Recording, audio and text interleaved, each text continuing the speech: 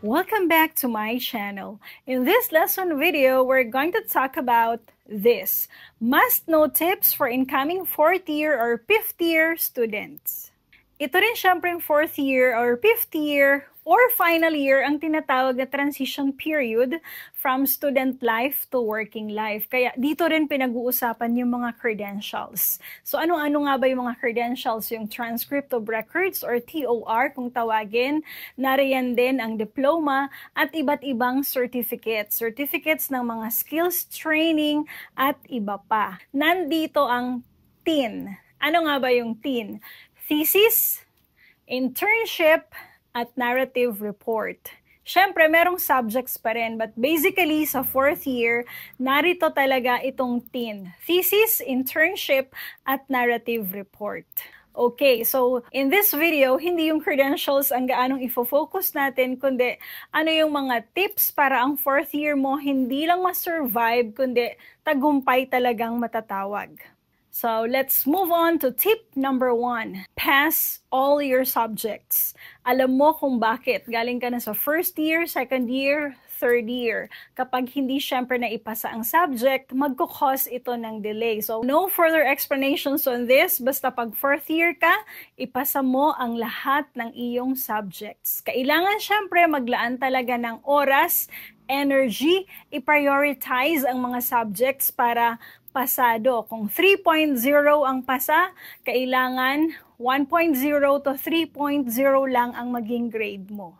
Number 2, narito na yung T of TIN. So, thesis. Narito ang thesis. Work on your thesis as per schedule. No delays dapat. Kasi kailangan matapos talaga yung thesis on schedule dahil nga meron talagang siniset ang professor dahil din merong academic calendar na kung saan nakasaad doon ang encoding of grades. Naroon din ang petsa ng submission. So okay lang na ma-advance kayo, wag lang kayong ma-delay. And see to it na meron tayong weekly milestones. Ano po yung weekly milestones, ma'am? So, weekly milestones parang weekly progress. Kailangan sa bawat linggo, meron kayong ma-accomplish. So, mag-set kayo. Week 1, halimbawa, start validation of instrument. Week 2, prepare all the letters needed in case data gathering will be started. Week 3, maglista kayo. Siyempre, dapat itong weekly milestones nyo tumutugma doon sa nakaset ng inyong professor na timeline. Guys, kapag usapang thesis, the byword or the keyword is organized. Ma'am, ano-ano po ang dapat i-organized? Siyempre, unang-una, schedule. Pangalawa, yung mga gamit ninyo, yung mga resources ninyo. Pangatlo, kayong magkakagrupo, kailangan organized kayo kasi mahalagang nagtutulungan kayo.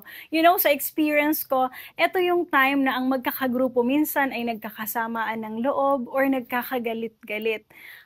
Pwede niyong maiwasan yon. Of course, i-organize ninyo sinong in charge dito, sinong gagawa nito, kailan, at kapag natoka ka, dapat gawin mo talaga. So, see to it na magiging contributory ka sa success ng inyong grupo.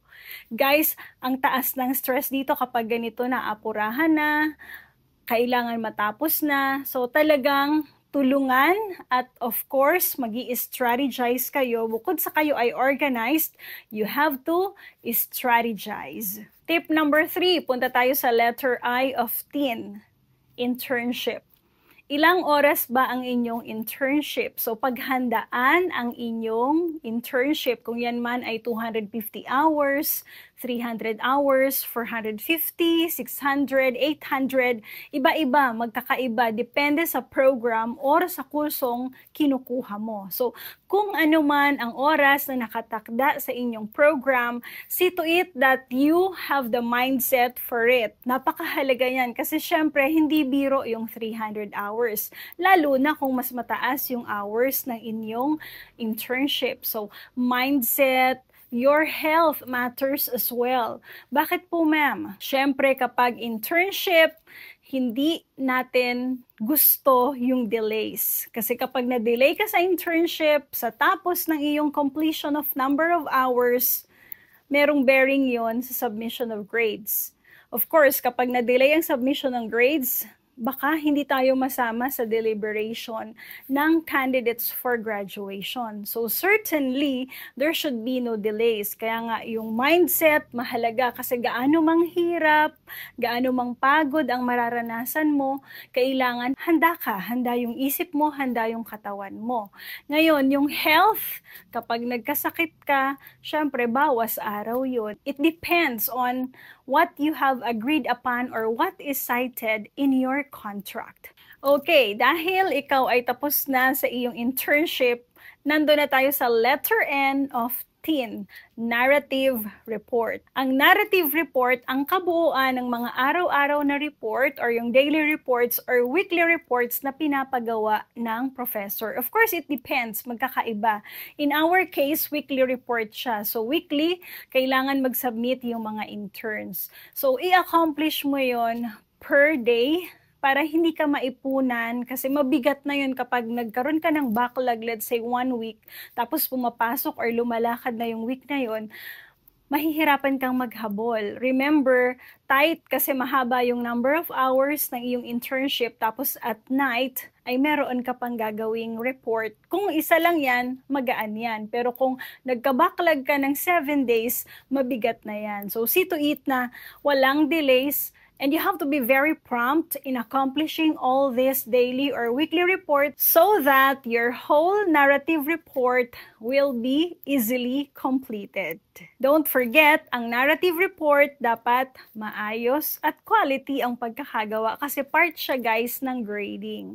So maayos dapat yan talaga. Okay? Hindi minadali, walang mga mali-mali. Kung ano yung hinihinging parts, kumpleto dapat sila. And by the way, don't forget, take photos during your actual internship kasi minsan kasama yan sa pieces of evidence sa iyong narrative report. Kung hindi ka nag-take ng photos at natapos na yung iyong internship, malamang babalik ka at saka ka palang magkakaroon ng documentation. So during your internship, find time na magkaroon ka ng photo opportunity para sa pieces of evidence sa iyong narrative report.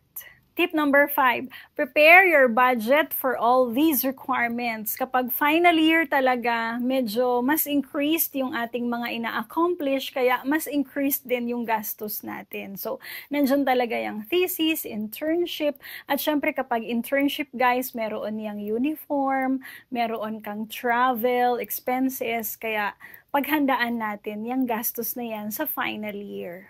Tip number 6, at dahil nasa final year tayo, take part in the pre-graduation activities. Ano-ano yan? Dahil mag-graduation ka na, maraming mga activities yan. So, nakapasa ka na ng mga requirements. Meron na dyang graduation ball, meron na dyang mga tree planting, and other approved activities. Approved naman yan guys, kaya sumali ka. You are making memories of your final year in the university. So kahit napapagod ka or medyo yung iyong budget ay medyo kinukulang, gawa ng paraan kasi part yan ng iyong 4th year life. And if you are part of the graduating batch officers, magandang maggawa kayo ng batch project or legacy project ninyo. So ano po itong legacy project, ma'am? Legacy, that's something that would be remembered from your batch. So, pwede yan. Ang nakita ko sa iba, guys, ang nagiging batch project nila, kung ano yung kulang sa program nila or sa college nila or sa campus nila. Minsan, mga set of monoblock chairs. Minsan, television that could be used for the instruction, mga DLP or any instructional materials na makakadagdag para sa pagtuturo doon sa program, college, or sa campus nila. So, magandang magkaroon din yan, guys. But of course, it depends on your decision. Ayan, nakompleto na natin ang tin. Kaya, good luck and God bless sa iyo. Graduating ka na, kaya take pride, pinaghirapan mo ang iyong success. Okay? Thank you so much. Sana may natutuhan ka sa lesson video na ito. Don't forget to click like, subscribe, and tap the notification bell for more lesson uploads, practical tips, and anything educational. Have fun learning!